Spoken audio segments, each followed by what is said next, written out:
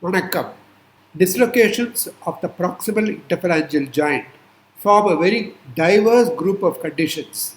On the one hand, you have a situation where there is a simple dorsal dislocation with no fracture, and all you need to do is reduce the dislocation, apply a dorsal extension splint, and then follow it up with therapy.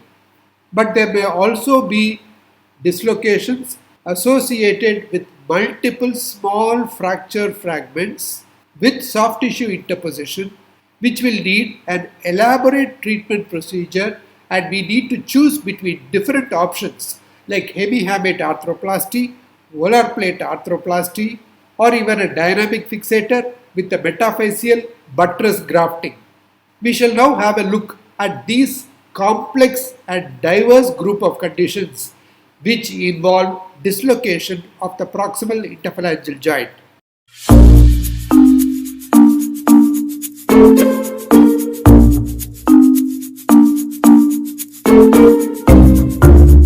First, let us look into the relevant anatomy of the PIP joint before understanding dislocations of this joint. There are three important structures involved.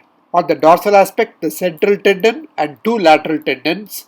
On the lateral aspects, we have the collateral ligaments, both the proper collateral ligament and the accessory ligaments. And on the volar side, we have the volar plate. The volar plate forms the floor of the joint. It is suspended laterally by the collateral ligaments. The thick fibrocartilaginous distal portion inserts across the volar base of the middle phalanx.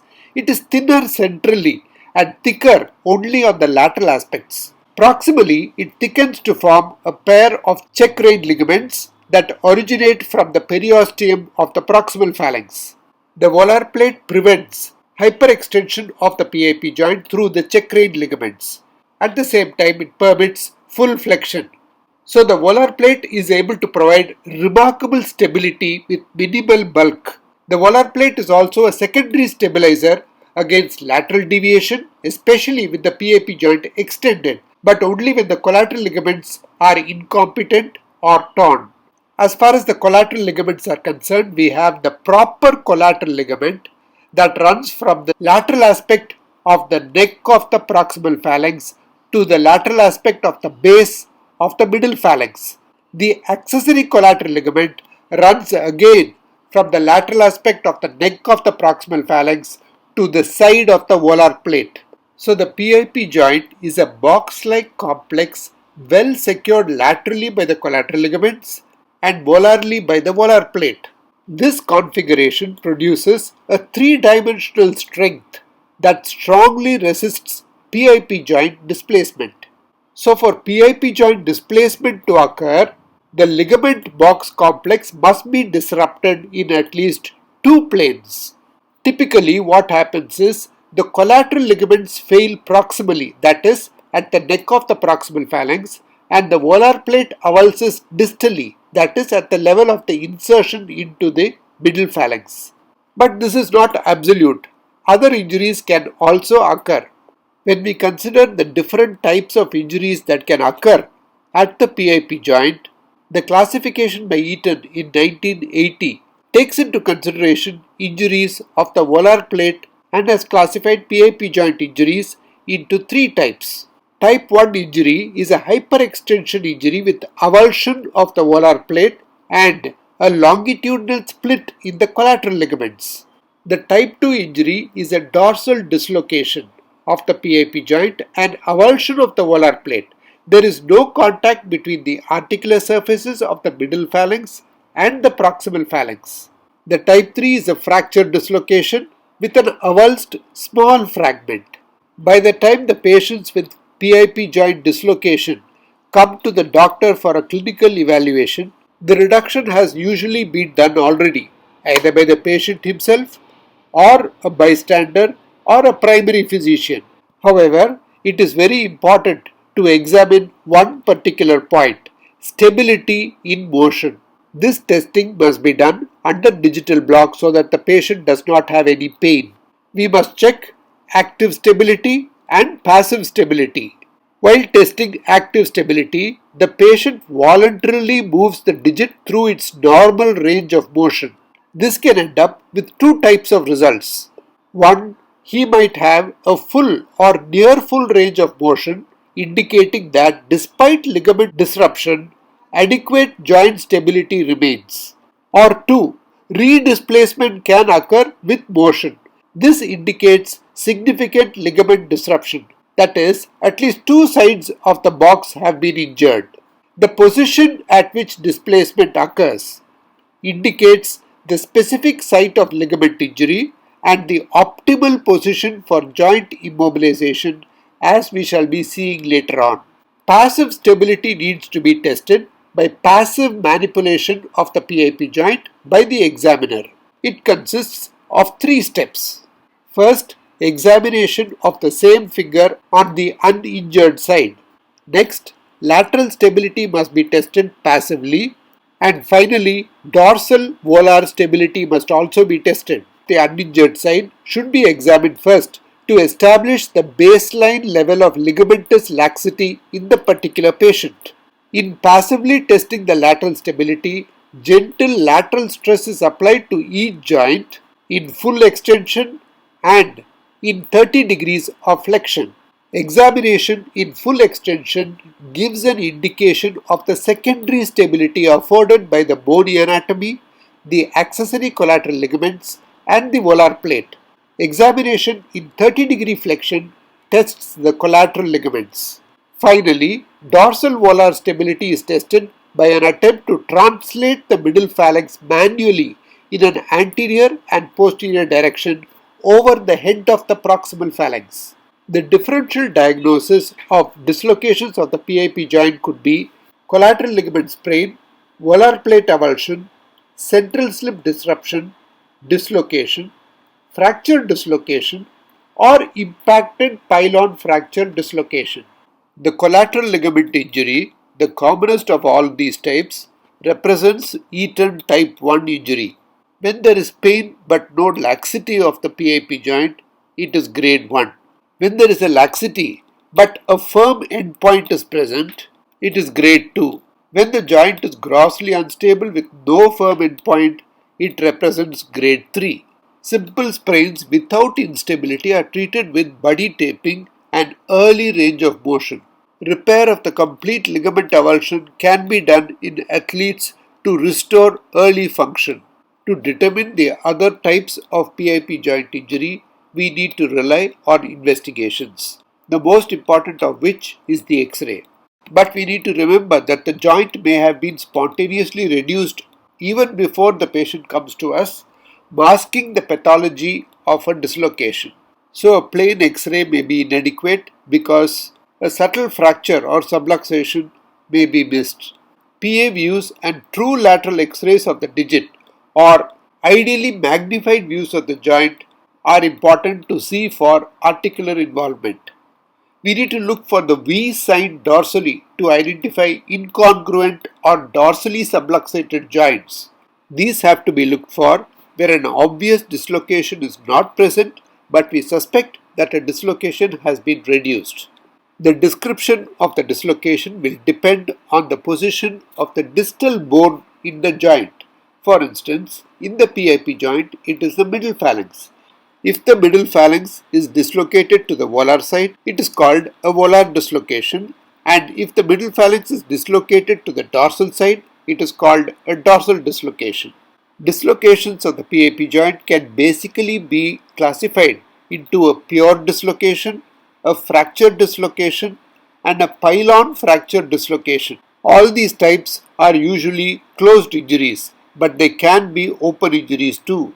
All these injuries are caused by different mechanisms. When there is a hyperextension of the PIP joint with some degree of longitudinal compression, it results in a pure dislocation.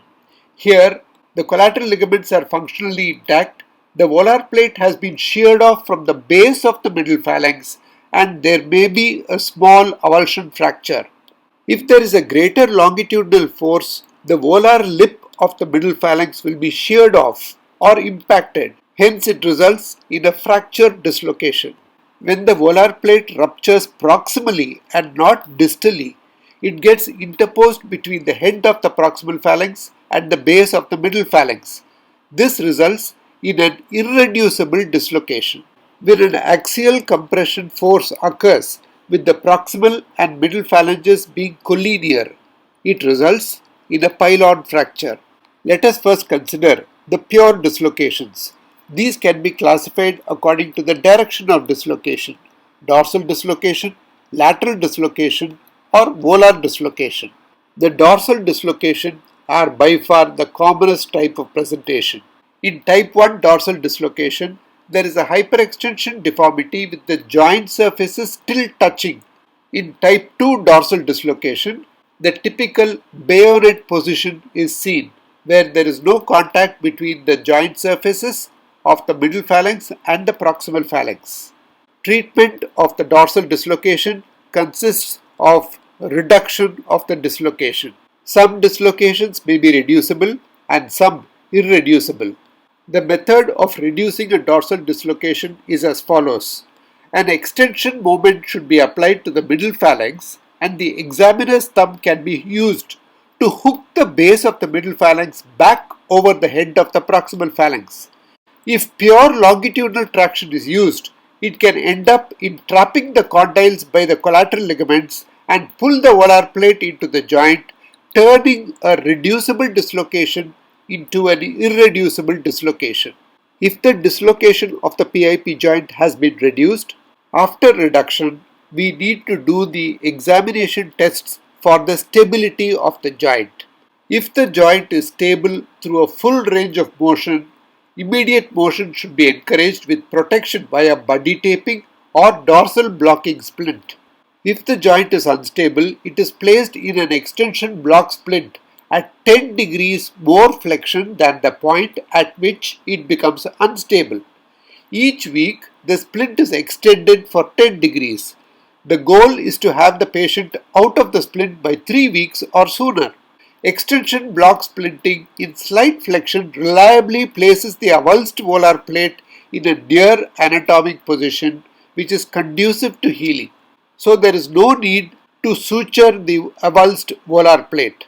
In fact, it may even be detrimental in that it causes a flexion contracture of the PIP joint and restricts full extension.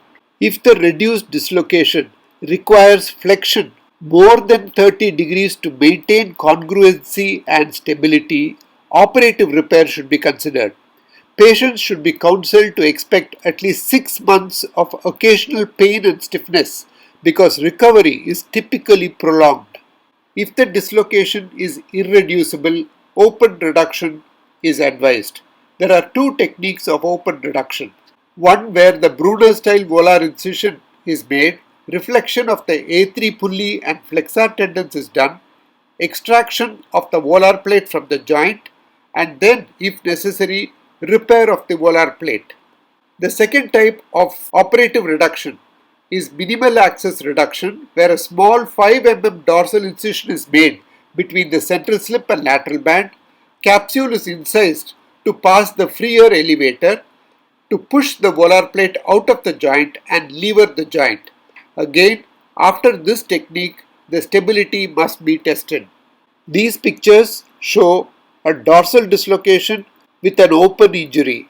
The head of the proximal phalanx typically protrudes through the laceration in the skin. The X-rays show the bayonet position of the dislocation. Under digital block, reduction of the dislocation was done and skin was sutured. A dorsal blocking splint POP was applied. These are the results at the end of 3 months post-operatively. Lateral dislocations of the PIP joint occur when there is a rupture of one collateral ligament and at least partial avulsion of the volar plate from the middle phalanx.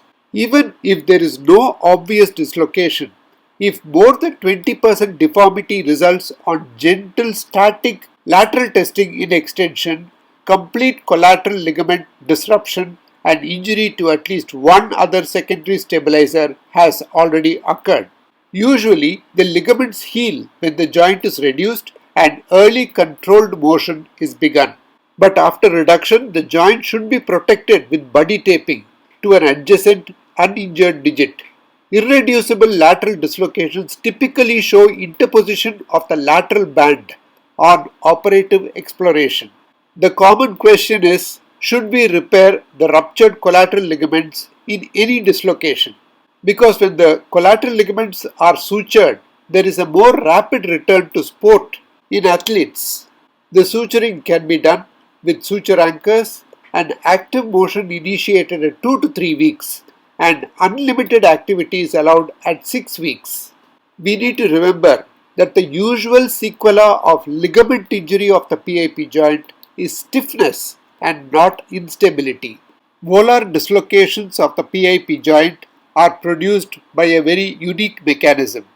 When there is a sudden torque to the digit, like for instance the finger getting caught in a clothes dryer that has not stopped spinning, the middle phalanx displaces volarly. The involved condyle ruptures through the extensor mechanism, usually between the central slip and the ipsilateral lateral band. The base of the middle phalanx may dislocate volarly without rotation. Here it is called a simple volar dislocation. It may sometimes rotate on one intact collateral ligament so that the opposite side subluxates in a volar direction. This is a volar rotatory subluxation as you can see in the picture. This is the X-ray showing the volar rotatory subluxation. The usual method of reducing a dislocation will not work here. When a straightforward volar dislocation occurs without a rotatory component, the central slip has ruptured. If the volar dislocation occurs with rotation, the injury is between the central slip and the lateral slip. Though the mainstay of treatment of volar dislocation of the PIP joint is open reduction, closed reduction can be attempted. Gentle traction while holding the metacarpophalangeal and PIP joints flexed will relax the volar displaced lateral bands, so gentle rotatory motion can sometimes disengage the condyle and reduction may be accomplished. If closed reduction has been possible, we need to check the movements after closed reduction as we have already seen earlier. If full extension is possible, we need to splint for 3 weeks with a finger splint. If full extension is not possible after reduction, we need to treat like a closed boutonniere, that is, immobilization of the PIP joint in extension for 6 weeks. The indication for open reduction would be failure to obtain a completely congruous reduction, and the aim of surgical management would be not only to reduce the dislocation but also repair the injury in the extensor mechanism.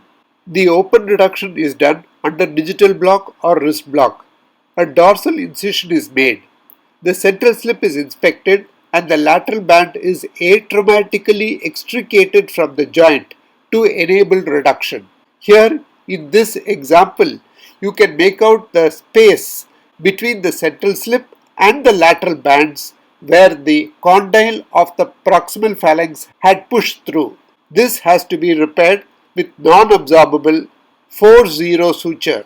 After the reduction, the patient is asked to actively extend the digit.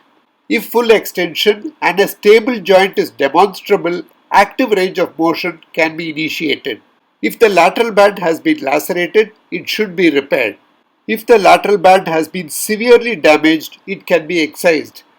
The lateral band on the contralateral side can take care of extension of the distal interphalangeal joint. If the central slip has been lacerated, it should be repaired. Now we come to the interesting entity called fracture dislocation of the PIP joint.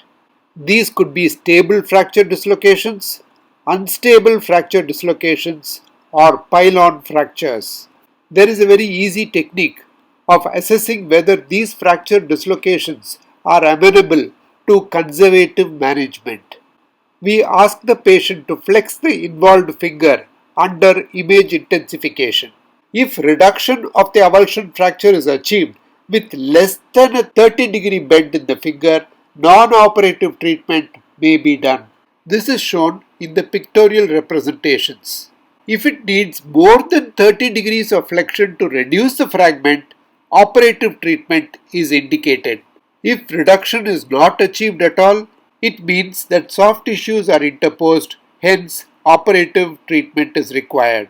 Usually, a fracture dislocation with a volar fragment less than 40% of the volar articular surface and a concentric joint after reduction will behave like a simple dorsal dislocation. That is, it will be stable after reduction. This is because the injury is through the base of the phalanx rather than insertion of the volar plate. So, the collateral ligaments remain attached to the middle phalanx. These give the stability after reduction. But if the fracture is more than 40% of the articular surface, the collateral ligaments are attached to the fractured fragment. So, there is no stability on reduction. After reduction, they are treated with 3 weeks of dorsal block splinting within the confines of stability determined during active stability testing. In unstable fracture dislocations, there is a loss of articular and ligamentous support for the PIP joint. For instance, if there is a disruption of more than 40% of the volar articular segment that we have already seen earlier. In these patients, accurate closed reduction is difficult to achieve and even more difficult to maintain. So we need to impress on the patient that the treatment of such a condition is most challenging due to the severity of the injury, the possibility of residual stiffness, and the possible occurrence of arthritis. Various treatment protocols have been described because no single technique has been shown to be superior. The various options available are extension block splinting, extension block pinning, dynamic skeletal traction, open reduction internal fixation, hemihamate autografting, cerclage wiring, and volar plate arthroplasty. Extension block splinting is indicated if there is no articular incongruity, if there is some residual collateral ligament stability, if reduction can be achieved in no more than 30 degrees of flexion, and the fracture fragment is less than 40% of the articular surface. So you will note that this technique is ideal for stable fracture dislocations rather than unstable fracture dislocations. The dorsal splint is applied to block extension beyond the point of potential redisplacement. Active flexion exercises are advised. The PIP joint is brought into full extension incrementally by reducing the flexion in the splint by 10 to 15 degrees every week. This technique is contraindicated if more than 30 degrees of flexion is required to achieve stability because it increases the risk for late flexion contracture. It is also contraindicated in short, small fingers and swollen fingers. Extension block pinning is indicated in cases where the injury might be amenable to close treatment, but either the digit is too short and swollen to maintain a splint, or there are questions with splint compliance. With this technique, a K-wire is introduced into the head of the proximal phalanx at an angle that mechanically blocks the extension of the PIP joint and prevents dorsal subluxation of the middle phalanx. The pin should be placed obliquely between the central tendon and the lateral bands to allow gentle active motion. Even with the pin in place, the joint should be splinted if possible to prevent pin migration, loosening, or pin track infection. Dynamic skeletal traction has been dealt with in detail in a previous video. The fixators maintain joint reduction and allow motion. They also neutralize the joint reaction forces to allow small articular fragments to heal. They are indicated in pylon injuries, unstable injuries with several small fragments constituting 30 to 50% of the joint surface, and they can be augmented with an open or percutaneous reduction and can be combined with volar plate arthroplasty, open reduction internal fixation, or hemihamate autografting. Contraindications for this technique are vascular compromise of the finger or concomitant serious injury to adjacent digits. The only disadvantages are it is sometimes cumbersome and they interfere with the care and mobilization of the adjacent swollen digits if they have been injured also. Open reduction and internal fixation can be done for acute cases with a single large fragment. It is difficult to restore articular surface contour if impaction is present. Even if we provide an excellent anatomic reduction, problems of flexion contracture, decreased arc of motion, and cold intolerance may occur. The dorsal approach can be used. We need to incise the transverse retinacular ligament and joint capsule on both sides to allow the lateral bands and extensor mechanism to be reflected together. Cleland's ligaments are reflected subperiosteally to the neurovascular bundles, and this exposes the joint and fracture on either side from the dorsal midline to the flexor sheath. Cerclage wiring is a technique which is used for pylon or comminuted fractures with fragments too small for individual screw fixation. The technique consists of shotgunning the joint, that is, acute hyperextension after detachment of the volar plate and collateral ligaments. Then, elevation and grafting of the depressed fragments, placement of a cerclage wire to prevent widening of the articular surface. The other techniques of hemi-hamate autografting and volar plate arthroplasty have been discussed in detail in a previous video. Please click on the icon shown above to access that video. I hope you liked the video. I enjoyed making it. Please click on the shown links to see more about metacarpal fracture management and phalangeal fractures management. And do not forget to subscribe to stay connected with the latest in learning hand surgery, plastic surgery, trauma surgery.